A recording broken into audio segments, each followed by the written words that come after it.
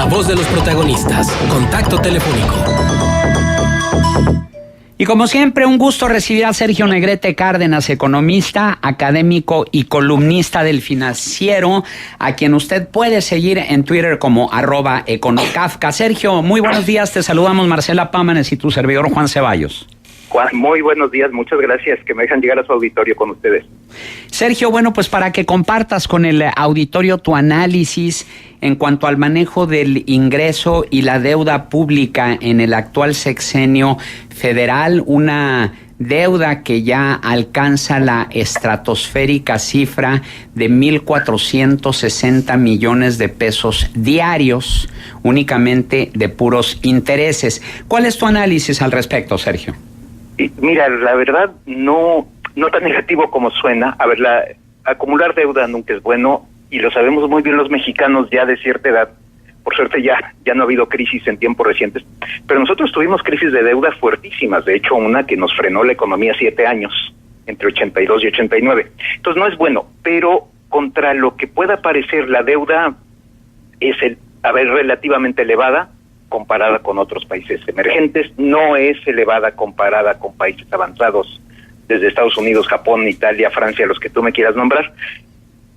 ¿Pudo hacerse un mejor manejo? Sí, pero hay una cosa que nos pasó y que fue relativamente inesperada, que fue el colapso del precio del petróleo. Entonces abrió un agujero en las finanzas públicas, precisamente en los ingresos, que obligó al gobierno, o había que apretarse el cinturón de una manera brutal, o al endeudamiento, y fue lo que se hizo.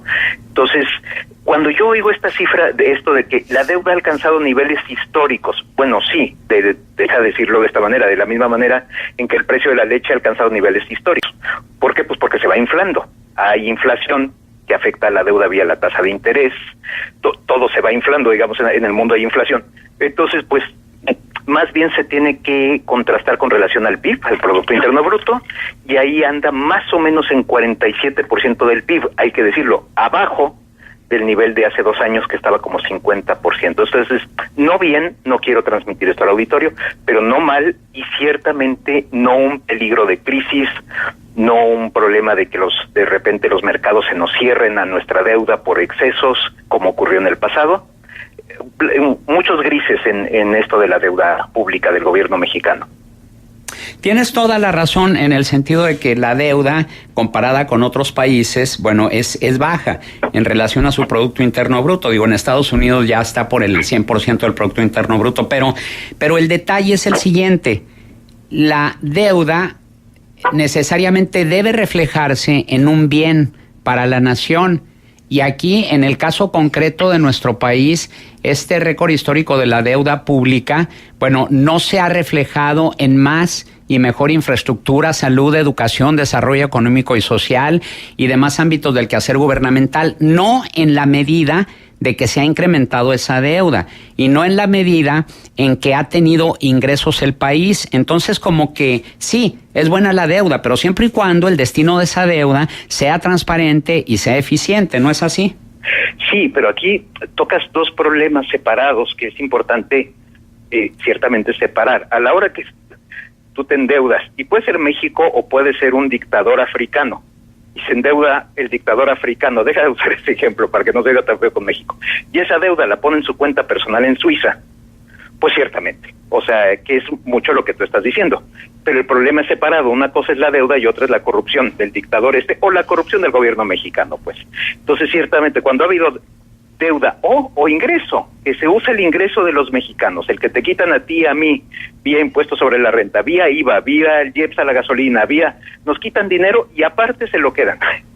Entonces, independientemente que sea deuda o sea otra clase de ingreso, ciertamente hay que combatir, hay que reducir esa corrupción, que aparte de todo no tiene ni siquiera perspectivas de reducción dado todo el andamiaje institucional que tenemos. Entonces sí, apuntas un problema importantísimo. Nada más diría que lo separaría yo de la cuestión del ingreso y de la deuda, porque pues realmente el problema de corrupción en México se ha agudizado en años recientes, todos lo sabemos, y pues sí es una de las muchas razones por las que parece ser que el PRI llega si le va bien, a un glorioso tercer lugar, ¿no?, en la elección presidencial. El costo del servicio de la deuda, Sergio, primero, buenos días, Marcela, encantada de saludar.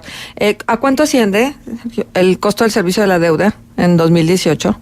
Es que en materia de deuda interna y externa, si recuerdo bien, ahorita son como 8 puntos de PIB. Pero deja decir algo antes al auditorio y a ti, es que esto es importantísimo.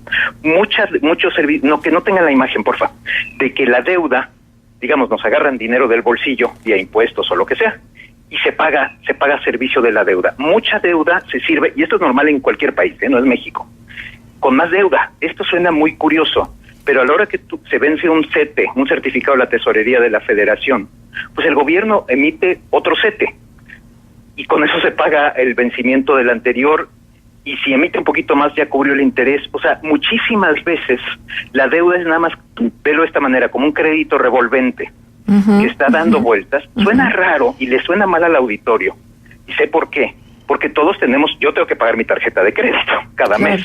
O sea, no es de que a mí no me anda preguntando Visa o American Express si quiero o no quiero dar un crédito revolvente. No funciona así con personas ni con empresas. Pero los gobiernos, como son entes, vamos a decirlo de esa manera, permanentes, entonces su deuda puede estar. De hecho, esto te va a sonar peculiar y al auditorio muchísimo. Ni siquiera tenemos que plantear que se tiene que pagar. Si tú me dices, ¿cuándo se va a pagar la deuda del gobierno mexicano o la del estadounidense o la del japonés? Pues te diría, mira, pues igual y nunca, en el sentido de que puede continuar. Lo que tú tienes que hacer, esto sí es clave, es mantener una buena economía para que te sigan prestando y mantengas este círculo virtuoso, si se quiere ver así. Porque el círculo vicioso es otro. Cuando pierdes la confianza, te dejan de prestar. Y entonces ya no tienes el crédito revolvente y ahí sí hay que pagarlo. Y truenas. Perdón, Juan, discúlpame, por favor. Sí, Sergio, no, perdóname tú. Pero el hecho también es de decir que el gasto ineficiente va de la mano con la deuda. O sea, estamos hablando de los sobreejercicios que se dieron en el gasto, de la irresponsabilidad en el manejo de comunicación social, lo que se dio también en la falta de compensación de ingresos tributarios con la caída de la producción y los precios del petróleo. Y esta deuda tuvo ese incremento hasta llegar al grado tal de que el costo, precisamente el costo de la deuda, llega a 536,000 millones de pesos, lo que decíamos hace unos momentos, 1,460 millones de pesos diarios. Entonces, esta deuda debe de ir aparejada con un manejo responsable de esos recursos y que haya un reflejo de eficiencia, es decir, no nada más cantidad de lo que se pide, sino calidad de lo que se gasta. No, absolutamente, pero por supuesto, pero la deuda y todo el ingreso de gobierno federal, entonces sí, al mexicano le duele, y nos duele mucho, que eso, pero ¿cómo que en anuncios, ¿no? ¿Cómo que en comunicación social? ¿Cómo? Por eso resuena tanto, con tanta fuerza, es tan potente el discurso de López Obrador. Si, oiga, yo voy a vender el avión, no sé si lo va a vender o no, no sé si lo pueda vender o no, no sé si convenga dado los contratos, pero esa es otra cosa. El hecho es que sí, al mexicano medio le duele ver que le quitan dinero, ver que la infraestructura a veces está cayendo en pedazos, como bien apuntas, y que por otro lado, pues el presidente trae un avión que ya quisieran muchos, no Trump, porque ese Trump sí trae uno mejor, pero ciertamente tienes toda la razón, o sea, absolutamente, pero tanto en la propia deuda como en cualquier peso de ingreso que tenga el gobierno federal, se debe manejar con austeridad, se debe manejar con prudencia, sobre todo se debe manejar con honradez, y no es el caso. Sergio, a ver, el gobierno federal generalmente presupuesta más, gastar más de lo que ingresa o de lo que estima recaudar. Así es. ¿Cómo le hace para que ese déficit no le esté siendo una sobrecarga? Digo, y volviendo al ejemplo de lo más pedestre, de lo más cotidiano, si yo no pago mi tarjeta, como lo decías hace un rato, evidentemente, o si yo gasto más en mi tarjeta de lo que gano, evidentemente se me va a hacer una bola de nieve que va a ir cayendo y que tarde o temprano me va a aplastar. Claro, yo soy una simple mortal, no así el gobierno, pero de todos modos, o sea, ¿cómo hacer para que los presupuestos se ajusten a la realidad? Y lo que se trata, y es más o menos lo que generalmente logran los gobiernos, más o menos el mexicano, lástima que se cayó el precio del petróleo tan fuerte en años recientes, es que pueden tener un pequeño déficit, pero pequeño. ¿Qué quiero decirte con eso? 1% del PIB, 2% de PIB es lo que se considera que no está mal. Como la economía generalmente va creciendo al mismo tiempo, entonces tu deuda en relación a la riqueza de tu casa, si quieres verlo así, también no está explotando. Yo te entiendo el punto que dices, oye, la deuda pues está haciendo bola de nieve.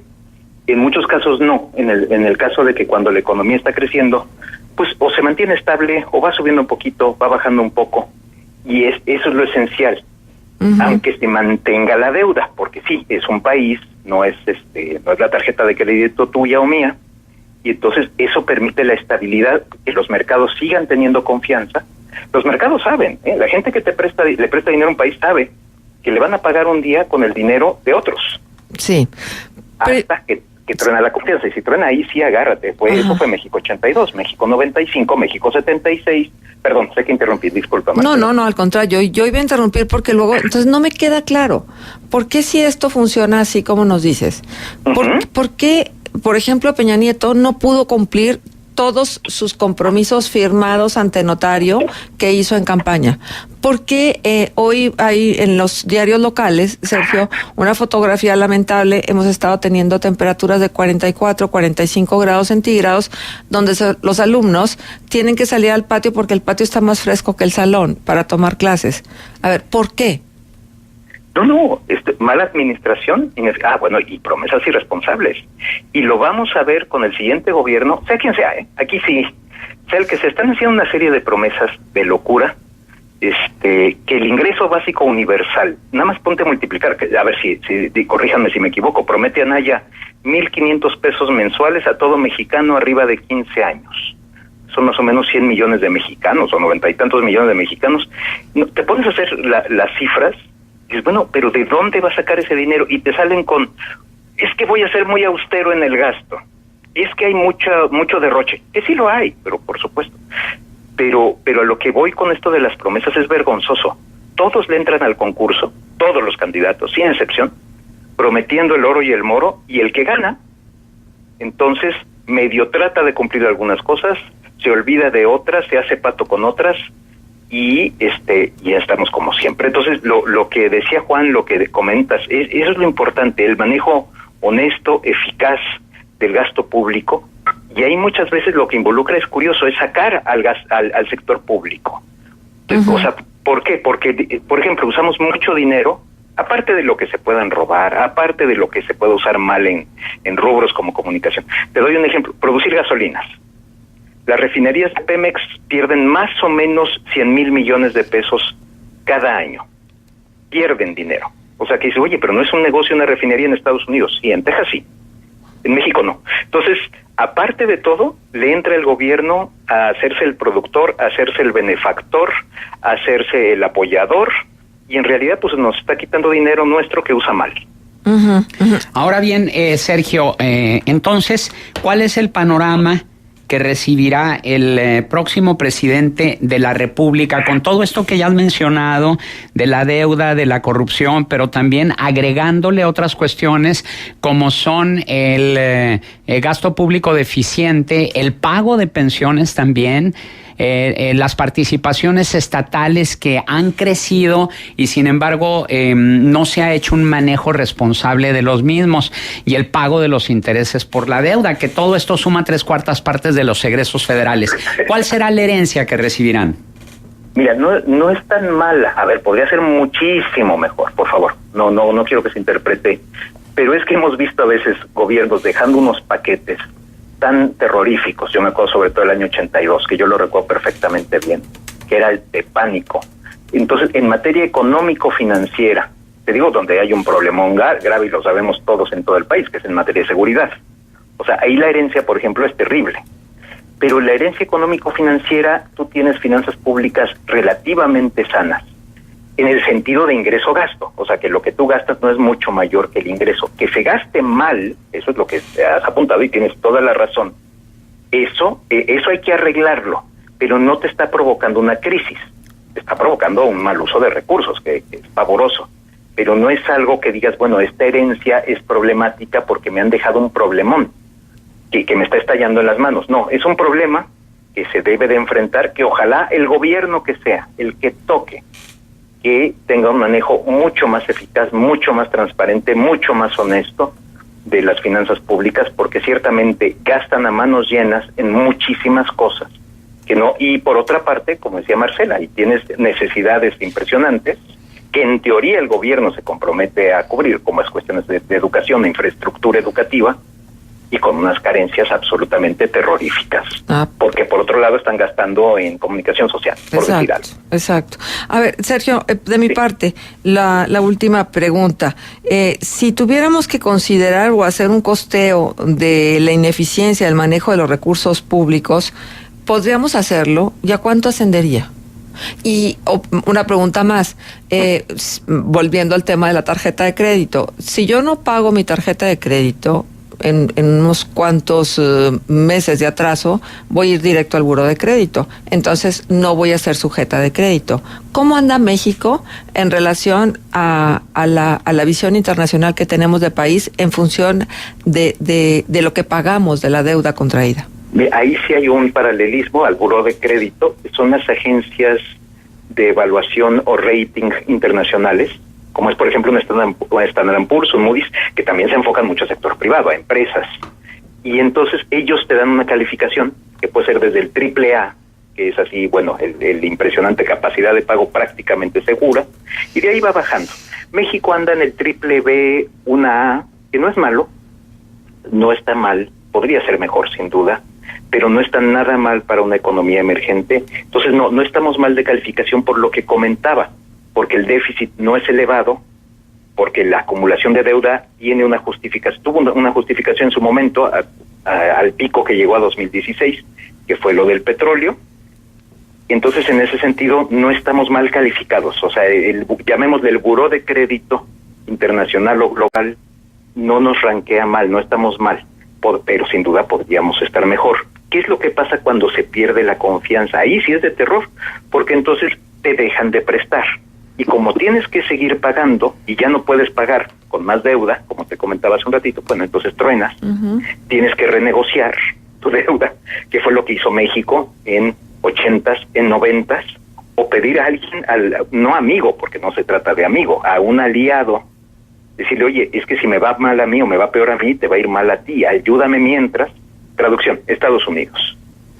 Sergio Negrete Cárdenas, economista, académico y columnista del Financiero, como siempre, nuestro agradecimiento por tu valiosa participación aquí en Contextos. Perdón el tiempo, Juan, muchas gracias, veo que me comí el tiempo. Un abrazo muy fuerte. Gracias. Gracias.